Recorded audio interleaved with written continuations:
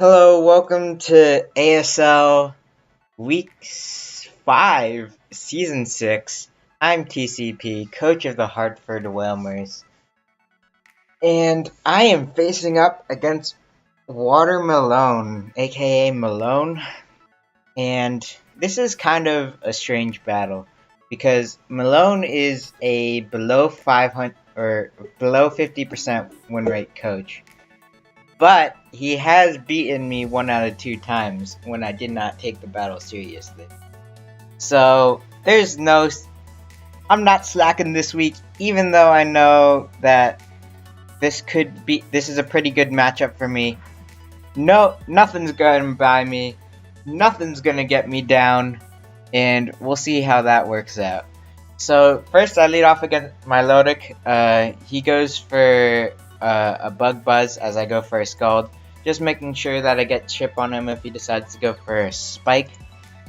Then I predict the final Gambit because Melone's one of those coaches that brings like the same set pretty much a lot when he gets comfortable with it. So final Gambit, Excelgor, things like Wish, Bulky, Slurpuff, are just things that he'll keep on running just because he's comfortable with them. So I was expecting this, so I decided to go for the recover. It was a 50-50 if he would do it first turn or second turn, but I decided to Scald first turn. If he decided to kill himself first turn, then I didn't have to worry about it for the rest of the game, and I could heal up on potentially Slowbro or Slurpuff. But Melodic wasn't too important for the rest of the game, so I decided that it would be a good lead against Excelgor. Here I just Toxic because Slurpuff's a fat boy. Or I hazed before just in case he was Belly Drum, because something that I have noticed is Melone is working with Ian. And Ian, ever since he beat me in EN with Belly Drum, he's been obsessed with Belly Drum. And he's working with Melone, and Melone has 3 Belly Drum users. So I was super prepared for Belly Drum. That's why I have a Ditto, that's why I have Haze on my Melodic, that's why I have, like, all of the answers to all of his Belly Drummers in Escavalier for Slurpuff, Latios potentially for Mach Punch, Magmortar, and I wasn't too worried about Licky Tongue, because Licky Tongue is, like, bad. But he sets up a Sticky Web, which doesn't really affect my strat that much. I go hard Latios on the Thundurus, and he paralyzes me. Oh my goodness, Miller. I think, like, since my last 2 weeks have been all about the paralysis, but Pokemon's like, yeah, you need to stop. We need to balance this out a bit. So now I'm the one paralyzed. 10% kind of sucks. I Toxic again just in case he goes Thundurus. I should have Toxiced again here, but I thought he was gonna, like, I wanted to see if he was gonna T-Bolt and change things up, but no, he went to Thundurus. Now I go Florges to answer Thundurus because my Latios is paralyzed. I decide to Calm Mind on the Slowbro. In comes Kartana. I don't want to risk anything because Escavalier hard counters this Kartana. So I take nothing from that. I Mega Horn miss because Hax doesn't love me.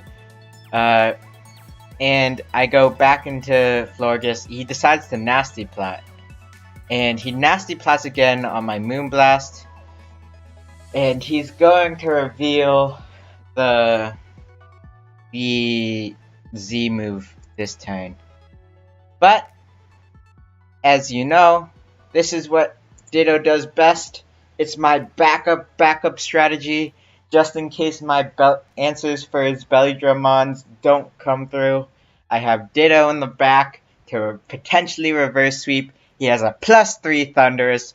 His walls are weakened, or weak 2 Thundurus. In comes Ditto. It's time. Roll the music. 2 trucks. In it again. Once again. Time to shut up and let it happen. So, enjoy the rest of the video. Two trucks having sex. Two trucks having sex. My muscles, Unless my muscles. this exact scenario happens, where he dark pulses, breaks my focus sash, wins the speed tie, gets the 20% flinch, and stops me from agilitying to win the game. So that sucks, but I win the second speed tie, so Ditto was able to do his job kinda this week, and he reveals Scarf Gudra. So that really sucks. My reverse sweep of Ditto won't happen 2 times, I guess.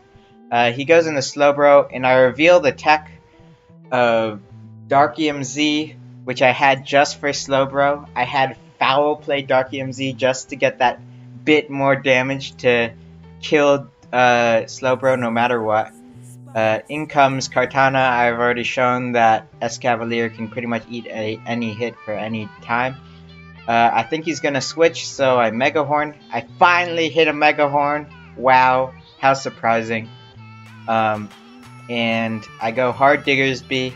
I forget exactly why. I wanted to. Oh yeah, I wanted to reveal the flamethrower if he had it, but he didn't have it. So I decided to agility, and then I decided to SD. This is pretty much free setup on this Slurpuff because it's defensive. And then I get to return and kill the Slurpuff. In comes Gudra, which was probably a misplay. I know he's Scarf, but he was probably trying to speed creep Adamant Diggersby. So I was Jolly Diggersby this time, just so that I could outspeed Kartana at +2. So Diggersby gets its kills, ins come Kartana, and S-Cavalier can take any hit, even like a +2 Z move. So there's nothing he can really do. And I get to HP fire on the SD. And finish it up. So, yeah, it was disappointing that Ditto didn't get to do what Ditto does, but I shouldn't expect it to work every single time. The sash was there for Belly Drum Slurpuff, so if he was unburdened, Scarf doesn't outspeed.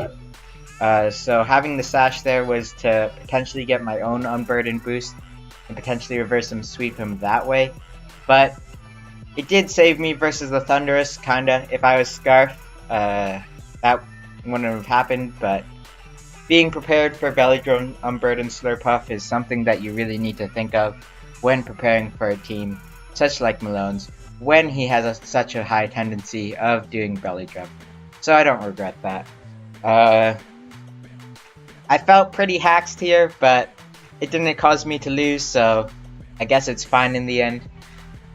And this is finally like a clean battle where I'm not the one like potentially haxing people. So I'm just gonna call it here. It was a nice week 5. Week 6 is up against AZ, which should be kind of a grudge match since I locked them out of playoffs last season. And yeah, I'll see you maybe next time.